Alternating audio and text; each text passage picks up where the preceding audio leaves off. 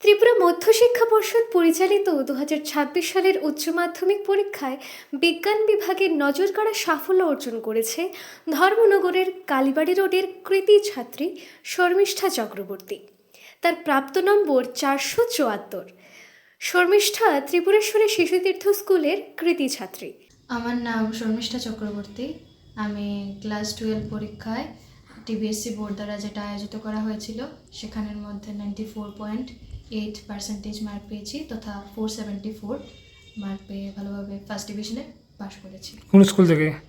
আমি ত্রিপুরেশ্বরী শিশুতীর্থ থেকে পাশ করেছি। আমি ওই স্কুলের মধ্যে নার্সারি বি থেকে ক্লাস 12 পর্যন্ত পড়েছি। আমার বাবার নাম তপন চক্রবর্তী। উনি ওয়্যারলেস ডিপার্টমেন্টে, কমিউনিকেশন ডিপার্টমেন্টে কর্মরত ছিলেন। পুলিশের ওয়্যারলেসে কর্মরত ছিলেন, রিটায়ার্ড হয়েছেন 2 বছর হলো। আর আমার মা হাউস ওয়াইফ, আমাদের সবার খেয়াল উনি রাখেন। আর আমার ভাই এখন এমএসসি পড়ছে। আর তো আমরা এই 4 জনের আমাদের ছোট্ট পরিবার। আর তো আমাদের পিসি, কাকি, জেঠিরা সবাই আছেন, ওরাও অনেক সাপোর্ট দিয়েছেন এই পুরো জার্নিতে। দিনে কত ঘন্টা করে পড়াশোনা করতে? দিনে এরকম খুব একটা ফিক্স ছিল না, আমি প্রোডাক্টিভিটিকে সবসময় প্রায়োরিটি দিয়েছি। তবুও 4 থেকে 5 ঘন্টা হয়ে যেত। আর পড়াশোনার পেছনে কার কার ভূমিকা ছিল? আমার মা, বাবা, ভাই, আমার ছোটদি ভাই, আমার বা, তারপরে আমার টিচার্স, সবার বড় ভূমিকা রয়েছে। পড়াশোনার পাশাপাশি কী করতে ভালোবাসো?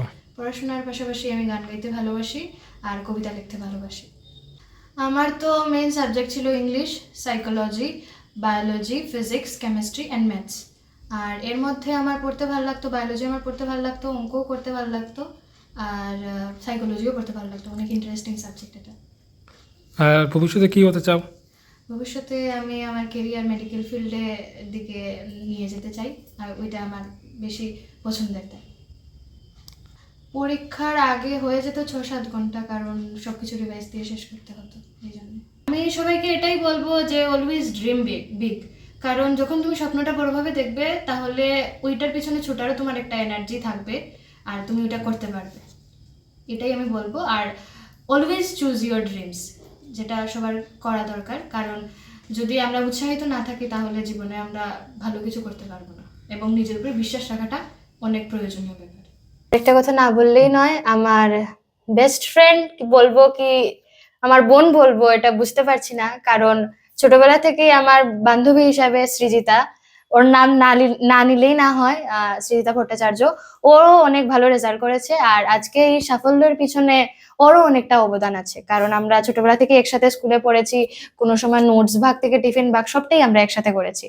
তাই আজকে আমার এই সাফল্যের পিছনে ওরও অনেকটা বড় অবদান আছে, এবং ওর মা জয়ী আন্টি, ওদের সবার খুব একটা অবদান আছে এই সমস্ত কিছুর পিছনে।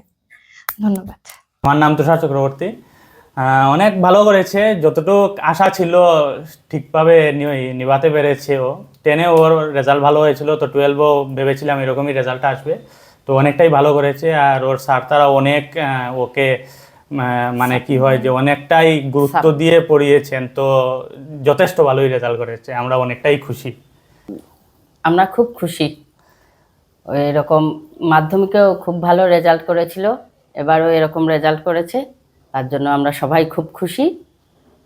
এবং তার যারা মাস্টার ছিলেন, মাস্টার মশাইরা খুব সাপোর্ট করেছেন, এবং বিশেষ করে তাই ইংলিশের যে টিচার ছিলেন উনি খুব কল্লোল স্যার অনেকটাই হেল্প করেছেন, খুব ওকে হেল্প করেছেন, ওকে পুরো গাইড করে নিয়ে গেছেন। আমি খুবই খুশি, ও আমার ছোট বোন। আজকে আমার খুব গর্বিত বোধ হচ্ছে যে আজকে এতটুকু এই পার্সেন্টেজ নিয়ে রেজাল্ট করেছে, তার জন্য আমি খুব খুশি। ছোটবেলা থেকেই ওকে আমি খুব ভালোবাসি এবং চাই যে ওর জীবনে যাতে আরো এগিয়ে যাক এবং ভালো একটা জায়গায়, একটা বড় জায়গায় যাতে ওকে দেখতে পাই। ওর বড় বোন হিসেবে আমি খুব গর্বিত বোধ করছি আজকে। আমার নাম অনন্যা চক্রবর্তী। ও ছোটবেলা থেকেই খুব সিনসিয়ার পড়াশোনার প্রতি, কোনো সময় ওকে ফাঁকি দিতে দেখিনি পড়াতে। সবসময় ও মানে একদম সিরিয়াস ছিল পড়াশোনার প্রতি, যে জিনিসটা আমরা খুব ওর ভালোবাসতাম এবং আমরাও এটাকে ওর প্রায়োরিটি দিয়েছি।